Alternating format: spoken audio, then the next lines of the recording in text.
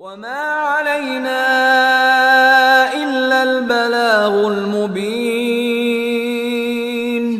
ہماری ذمہ داری تو بس صاف صاف پیغام پہنچا دینا ہے. صدق اللہ العلی العظیم.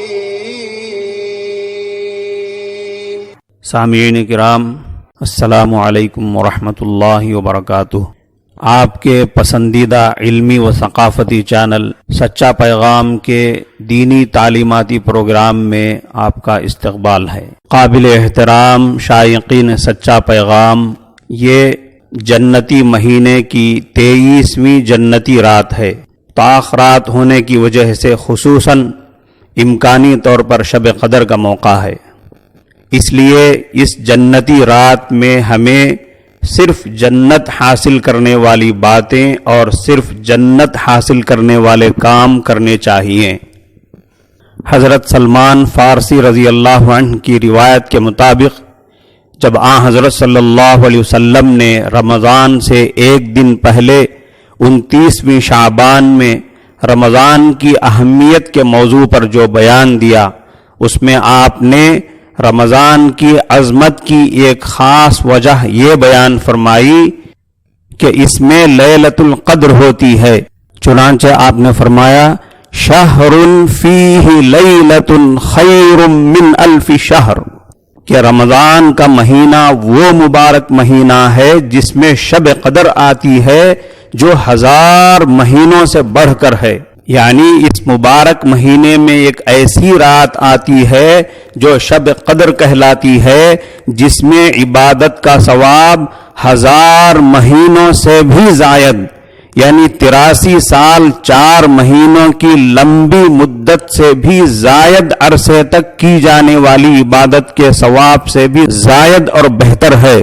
دوسری طرف قرآن کریم میں بھی اللہ تبارک و تعالیٰ نے شب قدر کی فضیلت بیان کرتے ہوئے فرمایا لیلۃ القدر خیر من الف شہر، یعنی لیلۃ القدر شب قدر 1000 مہینوں سے بہتر ہے. یعنی ثواب کے لحاظ سے 1000 مہینوں کی عبادت کے ثواب سے بھی بہتر ہے. سامعین کرام، جب ہماری اس دنیاوی زندگی کی ڈیوٹی ہے ہی عبادت اور آخرت کی تیاری کے لیے، تو یہ کتنا بہترین موقع ہے آخرت کی تیاری کا.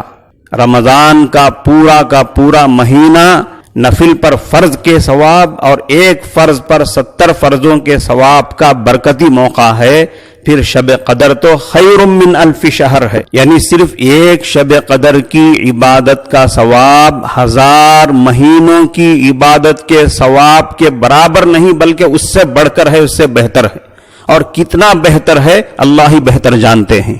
خود رمضان کی عبادت کا ثواب کتنا عظیم ہے، پھر یہ شب قدر رمضان کی نیکیوں پر 4 چاند نہیں بلکہ 1000 چاند لگا دے رہی ہے. تو پھر ایسے بہترین موقع کو گوا دینے سے بڑا نقصان اور بڑی محرومی اور کوئی ہو سکتی ہے؟ ہرگز نہیں. یہی سب سے بڑی محرومی ہے اور یہی سب سے بڑا نقصان ہے کہ اتنے عظیم مہینے کی اتنی عظیم رات میں بھی غفلت میں گزار دے، عبادتوں سے محروم ہو کر گزار دے.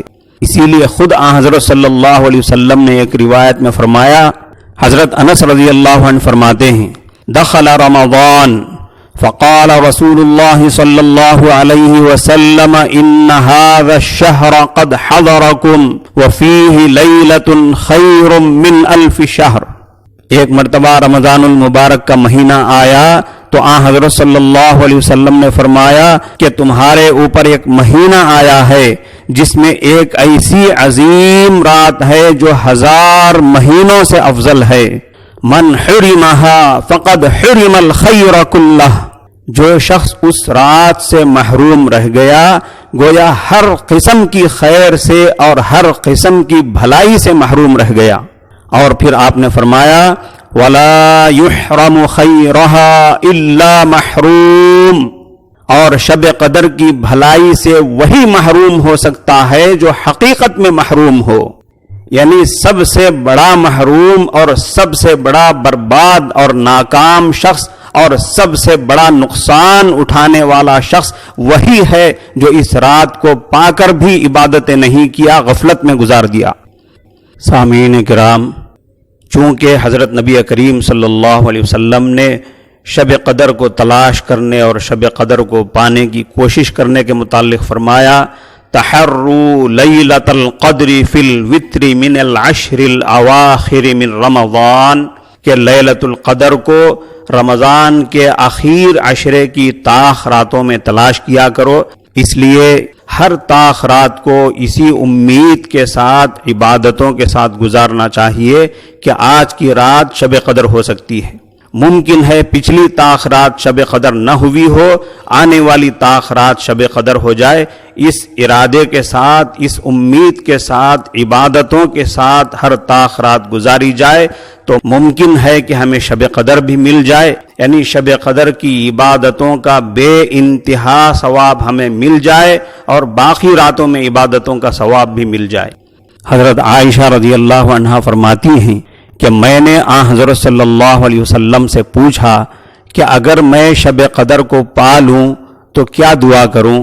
تو آپ نے فرمایا تم یہ دعا کرو، اللہم انک عفو کریم تحب العفو فاعف عنی، اے اللہ آپ بڑے بخشنے والے ہیں، بڑے معاف کرنے والے ہیں اور گناہوں کے، غلطیوں کے معاف کرنے کو بڑا پسند فرماتے ہیں، بڑے کرم فرما ہیں، لہٰذا میرے گناہ معاف فرما دیجئے۔